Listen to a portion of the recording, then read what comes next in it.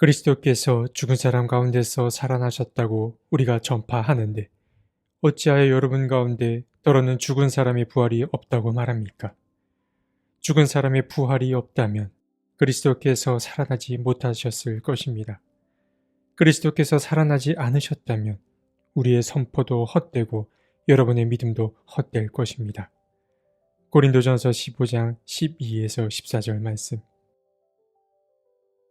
고린도전서 15장은 부활에 대한 바울의 생각이 가장 잘 담긴 챕터라 할 수 있습니다. 바울 신학의 핵심은 크게 두 가지입니다. 하나는 사랑이고 다른 한 가지는 부활입니다. 고린도전서 15장은 바울이 바로 이 부활에 관해 논하는 장이라 할 수 있습니다. 그러나 중요한 것은 바울이 부활에 관해 논한다고 하여서 어떤 교리만을 논하는 것이 아니라는 점입니다. 그는 현실이라는 토대 위에서 부활을 경험한 자가 어떻게 살아야 하는지를 구체적으로 보여줍니다. 고린도 교회에는 커다란 문제 하나가 있었습니다. 그것은 고린도 교인들 가운데 몸의 부활을 믿지 못하는 이들이 있었다라는 점입니다. 바울은 몸의 부활을 믿지 못하는 자들을 위한 자기 생각을 설파하기 시작합니다. 그러나 그의 주장은 설득이나 논리에만 집중되는 것이 아니라 성도들의 삶이 온전해지기를 바라는 마음에서 시작됩니다. 먼저 바울은 3에서 11절에서 예수 부활의 역사적인 증거부터 이야기합니다. 예수는 우리의 죄를 위하여 죽으셨습니다. 그리고 무덤에 묻히셨습니다. 그러나 예수는 죽음에만 머물지 않으시고 사흘 만에 살아나셨습니다. 하나님으로부터 일으켜지심을 받았습니다. 그러고 나서 예수는 부활한 몸을 제자들에게 드러내셨는데 가장 먼저는 게바에게 드러내셨습니다. 그리고 곧이어 12 제자에게 자신을 또한 드러내셨습니다. 물론 예수는 부활한 몸을 제자들에게만 드러내신 것은 아닙니다. 뭇사람들에게도 자신을 드러내셨습니다. 그는 500명의 형제 자매들에게도 자신을 드러내신 것입니다. 그리고 마침내 사도 바울에게까지 자신을 드러내셨습니다. 그러고 나서 바울은 이처럼 예수가 부활했다라는 역사적 증거를 다 설명한 뒤에 이제 고린도 교회에 발생한 그 문제의 본질로 들어갑니다. 바울은 먼저 애정을 담아 고린도 교인들을 질책합니다. 우리 모두 예수가 부활했다라는 이 역사를 이와 같이 배웠는데 왜 당신들은 이 사실을 믿지 못하고 이러한 사실을 반대하냐고 그는 질책합니다. 그러면서 결정적인 한마디 말을 던지는데 바울은 14절에서 이렇게 말합니다. 그리스도께서 살아나지 않으셨다면 우리의 선포도 헛되고 여러분의 믿음도 헛될 것입니다. 바울은 만약 우리에게 부활에 대한 믿음이 없으면 존재의 의미가 없어진다고 말하는 것입니다. 부활이 없으면 우리의 모든 행위는 부질없는 것일 수밖에 없음을 바울은 드러내고 있는 것입니다. 그러고 나서 바울은 다시 차분한 목소리로 부활에 관한 이야기를 이어갑니다. 그는 우리가 정신을 가다듬어야 함을 언급하는데 그 이유는 부활의 순서가 곧 우리에게도 올 것이기 때문에 그러합니다. 바울은 말합니다. 아담 안에서 모든 사람이 죽은 것과 같이 그리스도 안에서 모든 사람이 살아나게 될 것입니다. 그러나 각각 제 차례대로 그렇게 될 것입니다. 첫째는 첫 열매이신 그리스도요. 그 다음은 그리스도께서 재림하실 때에 그리스도께 속한 사람들입니다. 그리스도는 부활의 첫 열매가 되셨습니다. 그런데 부활의 순서가 곧 우리에게도 올 것인데 그 시기는 바로 그리스도의 재림 때가 될 것입니다. 사실 예나 지금이나 우리에게 쉽게 풀리지 않는 숙제가 있는데 그 숙제는 바로 재림의 때가 언제냐라는 것입니다. 확실히 말할 수 있는 것은 우리는 그 재림의 때를 알 수 없다라는 것입니다. 그럼 그 때를 알 수 없으니 무분별하게 살면 되느냐? 그렇지 않습니다.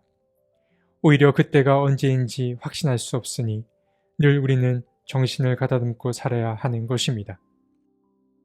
그래서 바울은 34절에 똑바로 정신을 차리고 죄를 짓지 마십시오 라고 말했던 것입니다.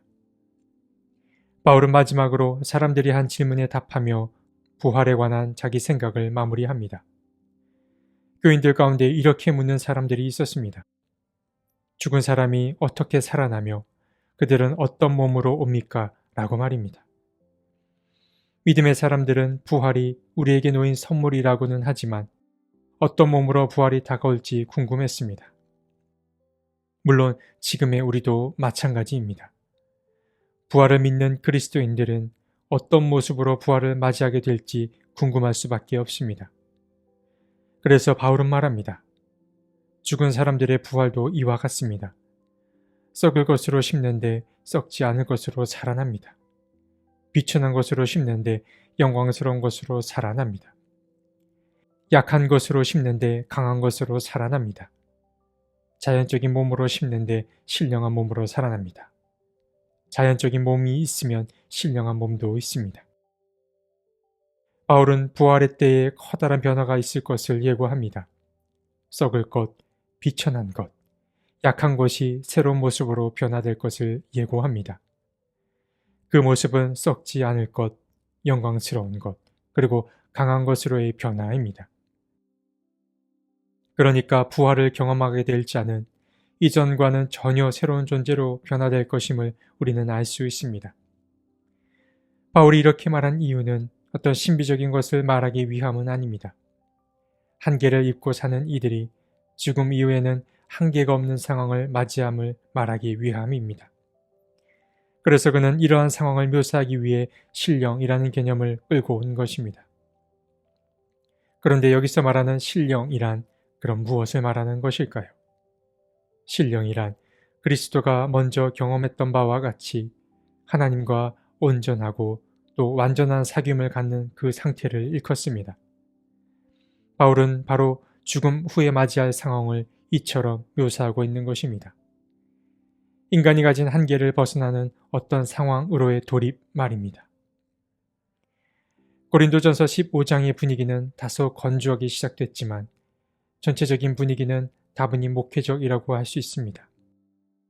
처음에는 뭔가 딱딱한 부활에 관한 역사 이야기로 시작됐지만 뒤로 갈수록 바울이 진정 바라는 것이 곧 사람들의 일상이 안정화되기를 바라는 것임을 우리는 알 수 있었습니다. 바울은 부활의 잘못된 교리를 조목조목 따지지 않았습니다.